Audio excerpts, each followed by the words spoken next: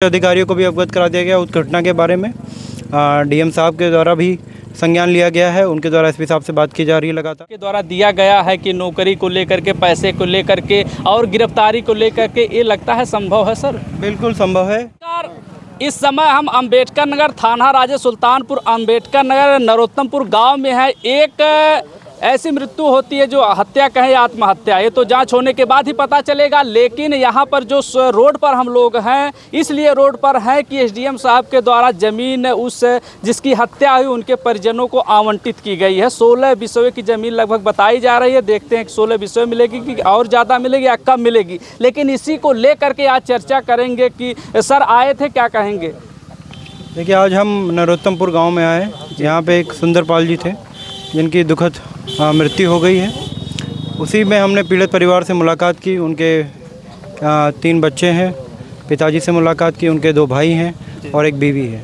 तो हमने उन्हें हर संभव आर्थिक सहायता का आश्वासन दिया है और साथ ही उनकी मांग थी कि क्योंकि पीड़ित परिवार के पास बहुत कम ज़मीन, या समझ लीजिए इतना बड़ा परिवार है, उनके बहुत कम ज़मीन 1 या 1.5 बिस्सा में बताई जा रही है, तो उसकी हम जाँच कर लेंगे। मगर हम एक दूसरी ज़मीन है उसको प्रस्तावित कर रहे हैं। अगर ये भूमिहीन है पात्रता के आधार पर, इसको एक ज़मीन प्रस्तावित कर रहे हैं, हम वही देखने जा रहे हैं। और इस परिवार को पूरी हर संभव सहायता की दी जाएगी और उच्च अधिकारियों को भी अवगत करा दिया गया उस घटना के बारे में।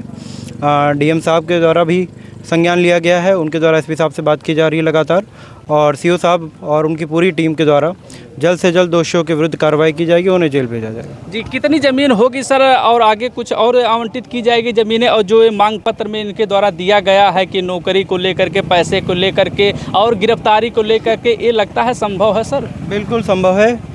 सरकार इसीलिए के लिए है कि जो गरीब है, जो पीड़ित है, उसकी हर संभव सहायता की जाए।